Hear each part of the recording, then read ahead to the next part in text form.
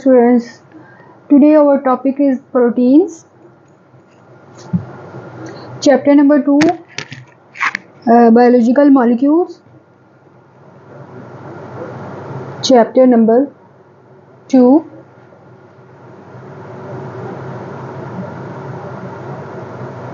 biological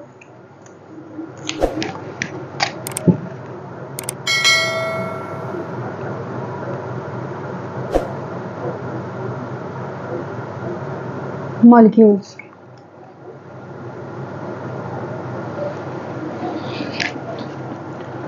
Our topic is proteins.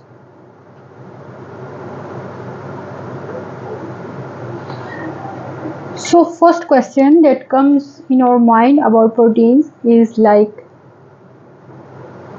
what is protein?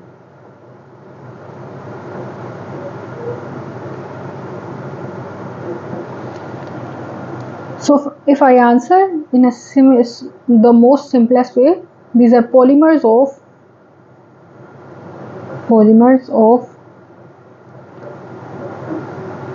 amino acids. Basically polymers क्या होते हैं? Polymers means many monomers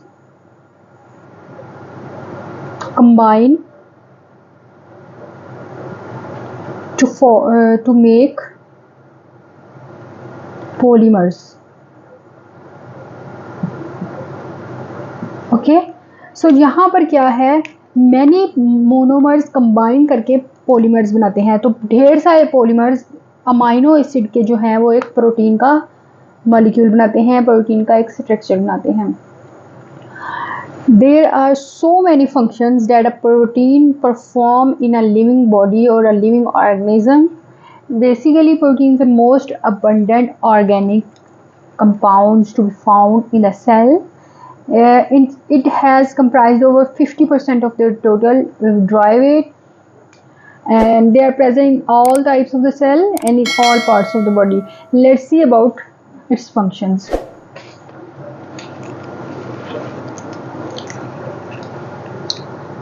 If I told you the first function, it has a building property.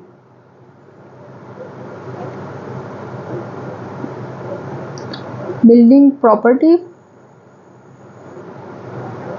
that means it in the cell it performs many building functions. It builds many structures of the cells. All enzymes are proteins. Enzymes are proteins.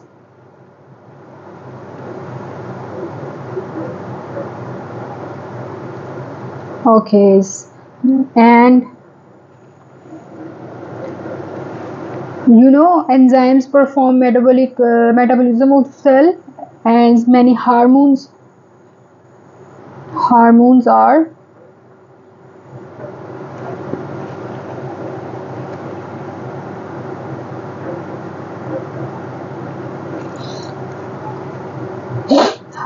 also proteins that regulate many functions of the living organism. And some proteins are like hemoglobin. Hemoglobin is also a protein that carries blood, okay, in the living organism. Some antibodies are proteins. Antibodies are also proteins that perform many important functions in defending system and for movement.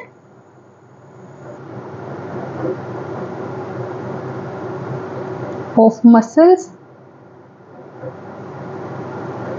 proteins for movement of muscles, proteins help out.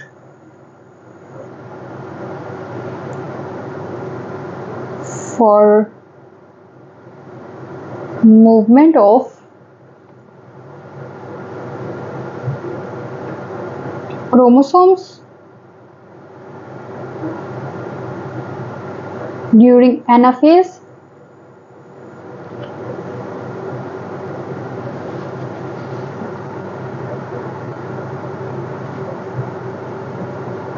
protein structures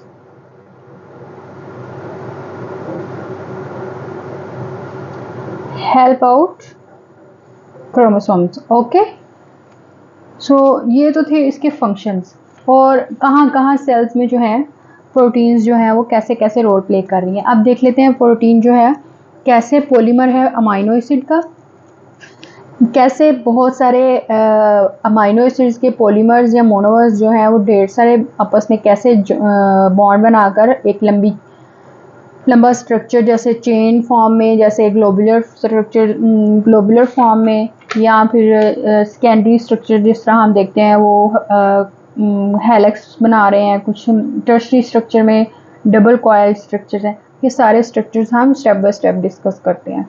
okay,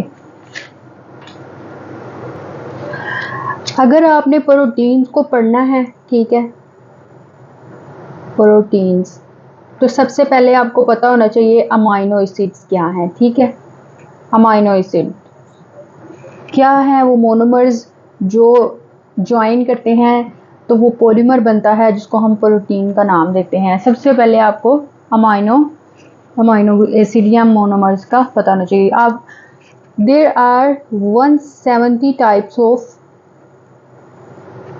amino acids have been found.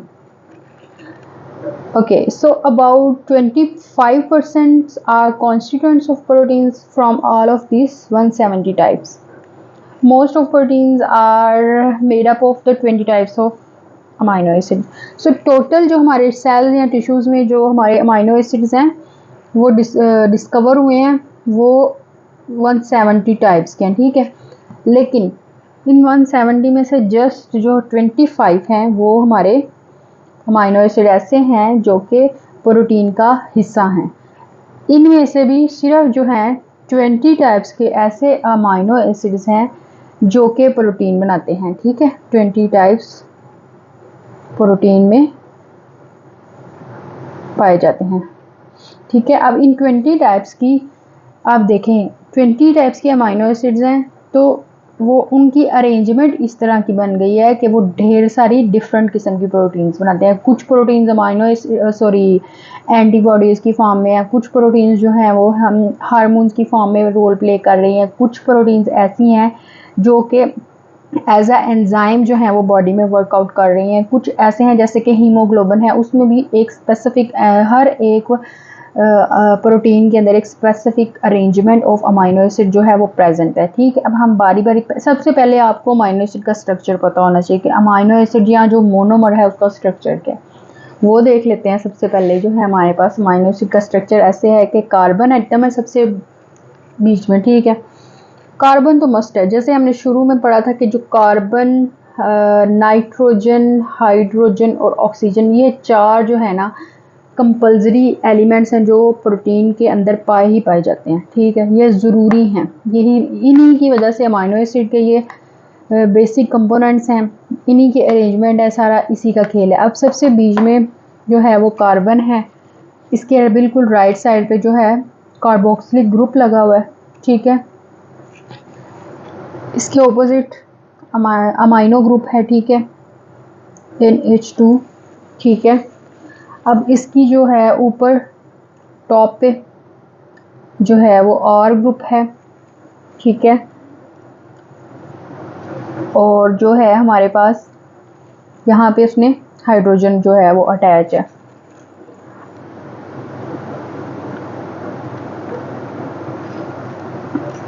अब जो यहाँ पे इसकी जो सारा system है basically ये रहता है ऐसे ही। इस कार्बन को हम बोलते हैं अल्फा कार्बन।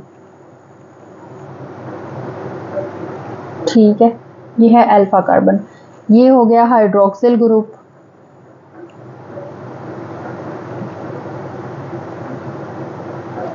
इसका आपको पता है ये है अमाइनो ग्रुप।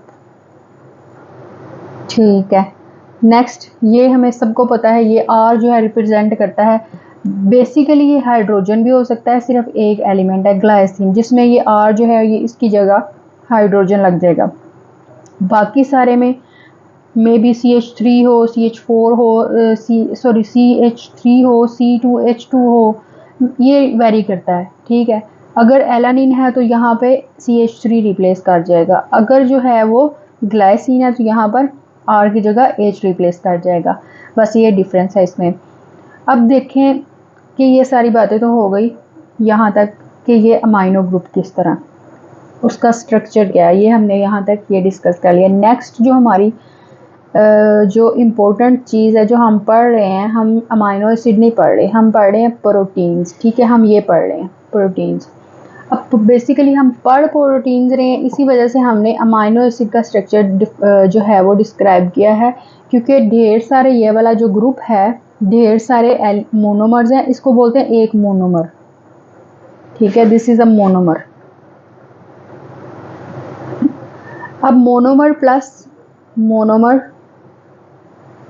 प्लस मोनोमर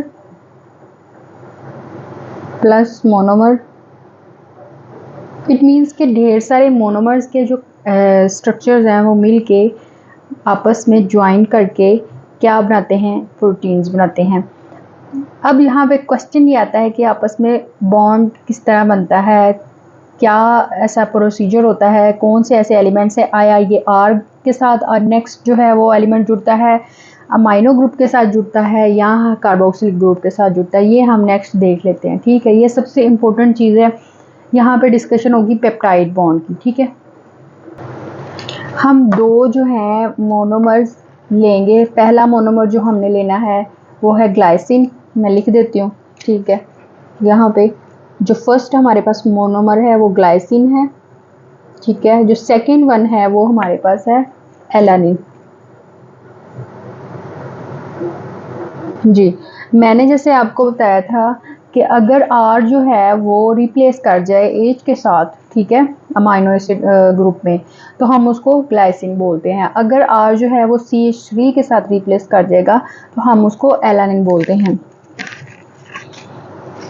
अब यहाँ पर बात ये है कि हम इसको दोनों का स्ट्रक्चर ड्रॉ करेंगे, फिर देखेंगे कि वो आपस में पेप्टाइड बॉन्ड कैसे बनाते हैं। Let's draw. सी टॉप पे हमारे पास ग्लाइसिन में H आता है, राइट साइड पे हमारे पास जो है वो अमाइनो ग्रुप है जिसके 2 NH2 है। तो हम इसको ज़रा ओपनली स्ट्रक्चर ड्रॉ करेंगे ताकि हमें पता चले कि ये बॉन्डिंग कैसे हो रही है आपस में। हाइड्रोजन आ गया, यहाँ पे कार्बोक्सिलिक ग्रुप था, उसको भी हमने खोल के राइट कर लिया, COOH। जी, अब नेक्स्ट हमने क्या ड्रॉ करना है, एलानिन का स्ट्रक्चर। जी, प्लस सबसे हमने दरम्यान में C लिखना है, कार्बन एटम ऊपर हमें पता है, यहाँ पर ये रिप्लेस हो चुका है R CH3 से। यहाँ पे सेम वही कार्बोक्सिलिक ग्रुप, यहाँ पर हमारे पास H सेम वही, और यहाँ पर हमारे पास अमाइनो ग्रुप होगा, ठीक है। नाइट्रोजन लगी है, हाइड्रोजन है, यहाँ पर भी हाइड्रोजन है। अब हमें पता है कि इसने पेप्टाइड बॉन्ड बनाना है। पेप्टाइड बॉन्ड बेसिकली बनता किस तरह है, सबसे ज़्यादा इम्पोर्टेंट तो ये देखें ना, यहाँ पे एक ही चीज़ नज़र आ रही है, यहाँ पे हाइड्रोजन है, यहाँ पे O हाइड्रोक्सिल ग्रुप है। ये सिंपली इसको मिल गया हाइड्रोजन और इसको मिल गई हाइड्रोक्सिल ग्रुप, ये यहाँ से रिलीज़ कर देंगे as a form of water. ये रिलीज़ हो गए वाटर की फॉर्म में। फिर इसका इधर वाला जो इलेक्ट्रॉन था जो शेयरिंग किया हुआ था इसने, नाइट्रोजन ने हाइड्रोजन के साथ, वो गया। इसी तरह जो इसने ऑक्सीजन के साथ पेयर किया हुआ था वो भी गया। अब इन दोनों ने क्या करना है, नाइट्रोजन ने और कार्बन ने क्या करना है, आपस में ये वाला इलेक्ट्रॉन जो है और इसका नाइट्रोजन का जो ये इलेक्ट्रॉन था जो इसने हाइड्रोजन के साथ शेयरिंग पे कोवेलेंट बॉन्ड बनाया हुआ था, वो इन दोनों ने आपस में बना लेना है बॉन्ड। समझ आ गई? मैं ड्रॉ भी करके बता देती हूँ। इसके बाद कैसे ड्रॉ होगा नेक्स्ट ही ड्रॉ कर लेते हैं, ज़्यादा बेहतर तरीके से समझ आ जाएगा, ठीक है। यहाँ पे लिखते हैं हम, वही सेम सारा फार्मूला आएगा, CH2, नीचे आ जाएगा हाइड्रोक्सिल ग्रुप, यहाँ पे आ जाएगी कार्बन डबल बॉन्ड O। लेकिन यहाँ पे अब हमें पता है यहाँ पे क्या हुआ है, हमारा हाइड्रोक्सिल ग्रुप जो है वो हाइड्रोजन के साथ मिल के वाटर की फॉर्म में रिलीज़ हो गया, तो हमारा यहाँ पे हाइड्रोक्सिल ग्रुप नहीं आएगा। अब हम इसको क्या करेंगे, इसको और इस नाइट्रोजन को आपस में मिला देंगे, पर हाइड्रोजन आ जाएगी, बाकी इसका सेम फार्मूला ऐसे ही रहेगा, hydrogen CH3 C double bond O and OH। ये जो बॉन्ड बना है ये आपको जो नज़र आ रहा है ये वाला बॉन्ड, इसको चाहे ऊपर रख लें या चाहे नीचे की तरफ जो है हाइड्रोजन को लगा लें, ये एक ही बात है। लेकिन होता क्या है, इसका पोल बना हुआ होता है, पोल, इसलिए ये दूसरी साइड पे हाइड्रोजन का आ जाता है एलिमेंट। अब ये जो स्ट्रक्चर हमारे पास बना है ये वाला, सॉरी ये वाला, ये स्ट्रक्चर, ये बॉन्ड बना है हमारे पास नया, इसको हम बोलते हैं पेप्टाइड बॉन्ड।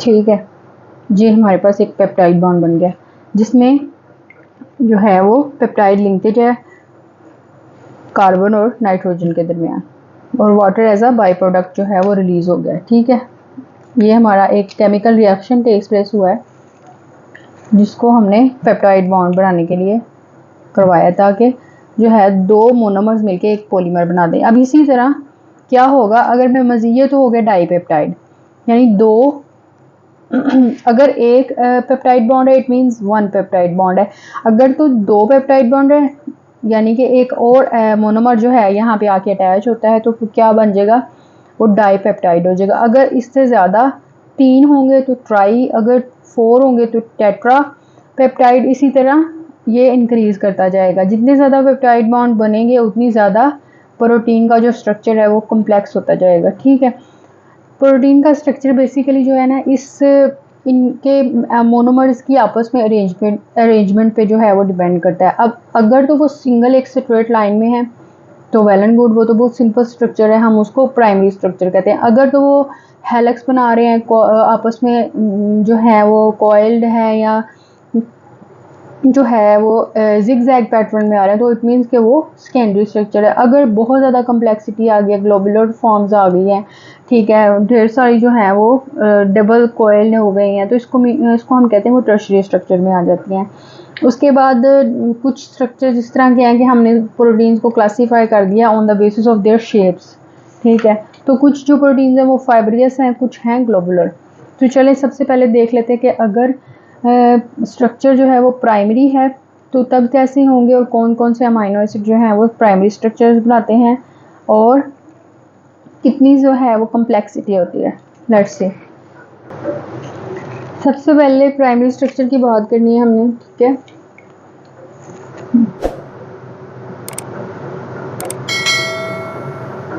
प्राइमरी स्ट्रक्चर, सबसे पहले प्राइमरी स्ट्रक्चर जो है वो एफ सेंगर ने फर्स्ट साइंटिस्ट जो था उसने डिटरमाइन किया था ये सीक्वेंस कि अमाइनो एसिड जो है वो एक लाइन में जो है एक प्रोटीन का मॉलिक्यूल बनाते हैं। 10 साल की मेहनत के बाद जो है वो उसने ये कंक्लूड किया था कि इंसुलिन जो है 51 अमाइनो एसिड्स के साथ बनी हुई है और जिसकी 2 चेन्स हैं। चले सबसे पहले राइट करते हैं कि इसको एफ सेंगर ने डिस्कस किया था। F Sengar was first scientist who determined its structure.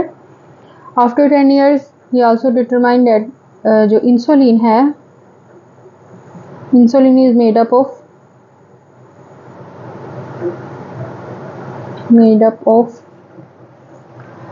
51 amino acids.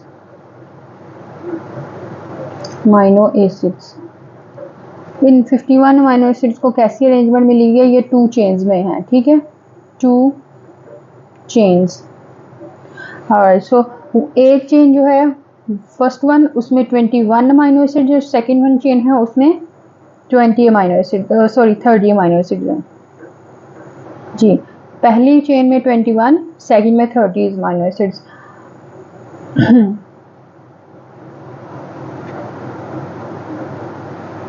अब ये तो इंसुलिन की बात की, फिर उसके बाद हीमोग्लोबिन का स्ट्रक्चर भी फाइंड आउट हो गया था। Haemoglobin is basically made up of 4 chains, इसमें 4 chains हैं, इसमें 2 जो हैं वो अल्फा हैं and the remaining 2 are beta chains, 2 alpha chains and 2 beta chains।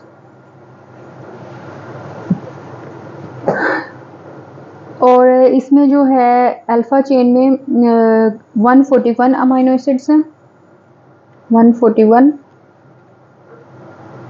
amino acids, and two beta chains contain 146 amino acids.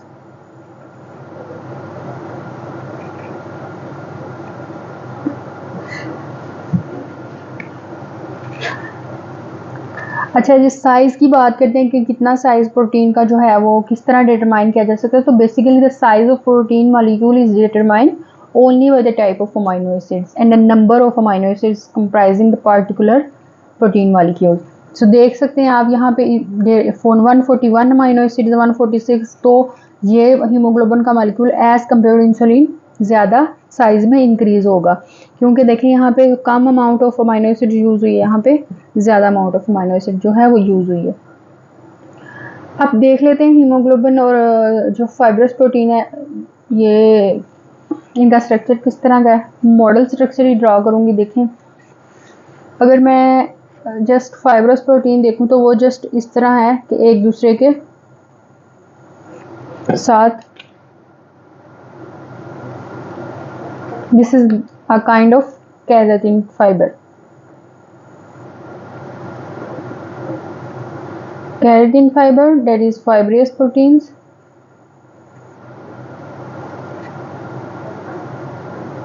Okay, so if I draw a hemoglobin or a globular structure, it is basically a kind of, there are 4 units.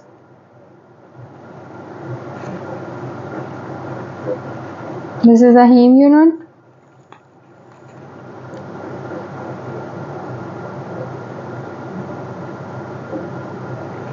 And these are globular proteins.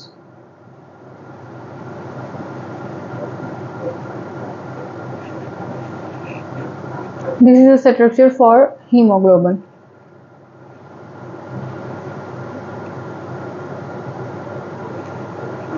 This is basically globular structure. Now we know that there are over 10,000 proteins in the human body, which are composed of unique and specific arrangements of 20 types of amino acids. So the sequence could be determined by the order of nucleotides in DNA. Arrangement of amino acids in a protein molecule is highly specific for its proper functioning. If I give you an example about sickle cell anemia. As you know, in hemoglobin there are 2 alpha and 2 beta chains, and in alpha chain it contains 141 amino acids, and in beta chain there are 146 amino acids. If only one amino acid we replace only one amino acid, not any other, just one, then the whole structure of hemoglobin protein molecule will be changed, and as a result it will not do its specific performance or its specific function, because it leads the transport of sufficient oxygen or carry the oxygen from one part to another, but if it does not do its proper functioning, then it can lead to death of the patient. Alright, so let's discuss about secondary structures. अब हम बात कर रहे हैं secondary structure की। जैसे कि हमने देखा अमाइनो एसिड प्राइमरी स्ट्रक्चर के जो हैं वो एक लाइन में जो हैं वो अरेंजमेंट कर रहे हैं और पेप्टाइड बॉन्ड उनके दरमियान होता है, ठीक है। फॉर एग्जांपल ये अमाइनो एसिड है, ये अमाइनो एसिड है, ये और ये, इन सब ने एक लाइन में स्ट्रक्चर बनाया हुआ है, ठीक है। अब अगर हम सेकेंडरी स्ट्रक्चर की बात करें तो ये क्या हो जाएगा, यही स्ट्रक्चर जो है वो एक दफ़ा ऊपर, फिर में भी यहाँ से बल खाते हुए नीचे एक अमाइनो एसिड, एक ऊपर और एक नीचे, यानी क्या हो जाएगा, पैटर्न जो है वो कॉइल्ड हो जाएगा या जिगजैग पैटर्न में चले जाएंगे। ये ऐसे है बेसिकली। फॉर एग्जांपल ये एक सीधी लाइन है तो ये इसको यूं बल खाते हुए इसके ऊपर से आ रहे हैं, ठीक है। तो ये कॉइल स्ट्रक्चर होता है सेकेंडरी। इसमें जो अमाइनो एसिड्स होते हैं वो एक अमाइनो एसिड का डिफरेंस जो होता है स्ट्रक्चर में, ज्योमेट्रिक स्ट्रक्चर में, ठीक है, वो 3.6 अमाइनो एसिड ईच टर्न में जो है हेलिक्स के वो पाए जाते हैं। तो beta pleated sheet is formed only folding back of the polypeptides. Next जो होगा हमारा टर्शरी स्ट्रक्चर है, वो देख लेते हैं पॉलीपेप्टाइड चेन में। अब अगर इससे भी ज़्यादा कॉम्प्लेक्सिटी आ जाए तो वो टर्शरी स्ट्रक्चर है, क्योंकि चेन जो है बेंड करती हैं fold upon itself forming a globular shape. This is a protein that is tertiary conformation maintained by three types of the bond. Basically, first is ionic, hydrogen and disulfide.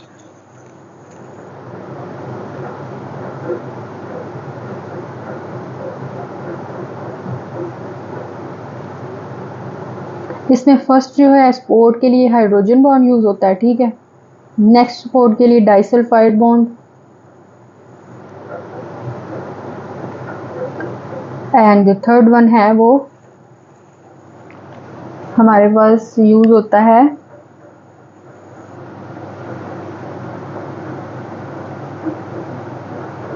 Ionic bond.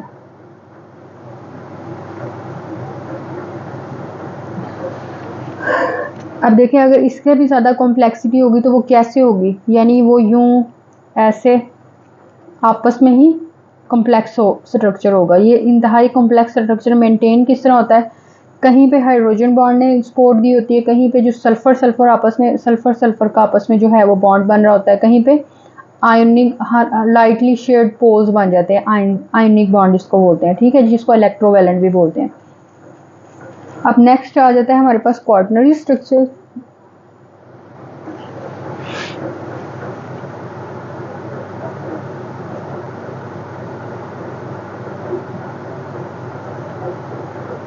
ये क्वाaternary structure है। अब हम अगर इसकी बात करें तो ये बहुत कम्प्लेक्स प्रोटीन है। Polypeptide tertiary chains are aggregated together baby by hydrophobic interaction, hydrogen और ionic bonds.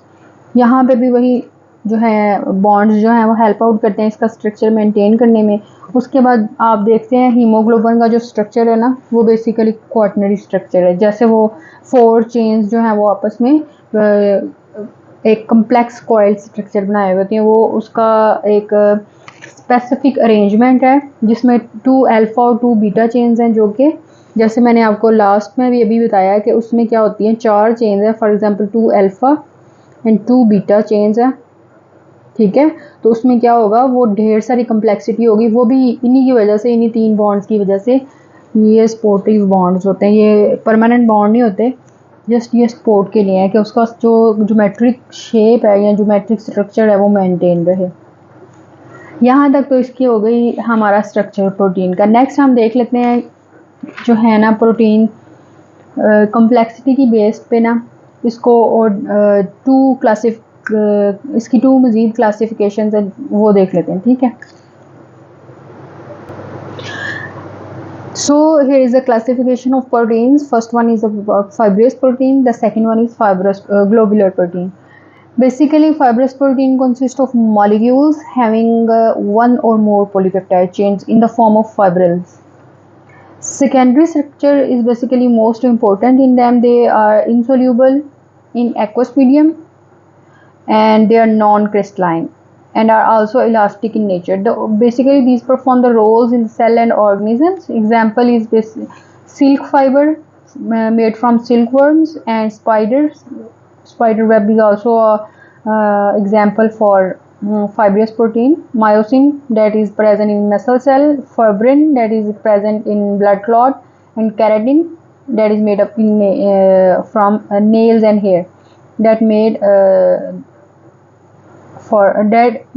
the nails and hair. Basically keratin जो है वो ऐसी प्रोटीन है जो कि नेल्स और हेयर को बनाती है। अब नेक्स्ट हम बात कर लेते हैं ग्लोबुलर प्रोटीन्स की, ठीक है। इसमें देख लेते हैं स्फेरिकल, इनका स्फेरिकल स्ट्रक्चर होता है या जिसका समझ लें एलिप्सॉइडल स्ट्रक्चर है। मल्टीपल फोल्डिंग होती है पेप्टाइड चेन्स की, ठीक है। Tertiary structure most important in them because tertiary structure है ये एक्वस मीडियम में जो है वो सोल्यूबल है, या साल्ट सोल्यूशन हो गया, एसिड का सोल्यूशन हो गया, बेसिस का हो गया, एक्वस अल्कोहल का हो गया, ये सब में सोल्यूबल है, ठीक है। ये क्रिस्टलाइज भी हो जाते हैं और डिसऑर्गेनाइज होते हैं किस तरह, जब इनका फिजिकल या फिजियोलॉजिकल इन्वायरमेंट चेंज हो तो ये डिसऑर्गेनाइज भी हो सकते हैं। इनकी बेस्ट ग्लोबुलर प्रोटीन्स की जो बेस्ट एग्जांपल है वो एंजाइम है, एंटीबॉडीज, हार्मोन्स और हीमोग्लोबिन, ये सारे ग्लोबुलर प्रोटीन्स हैं। यहाँ तक ये टॉपिक होता है। एंड नेक्स्ट जो क्लास में हम देखेंगे वो होगा न्यूक्लियर एसिड्स, न्यूक्लिक एसिड, जिसमें आ जाता है डीएनए, आरएनए, ये दोनों चीज़ें हमने डिस्कस करनी है। फिर हम इसकी कंपोजिशन देखेंगे, इसका स्ट्रक्चर देखेंगे।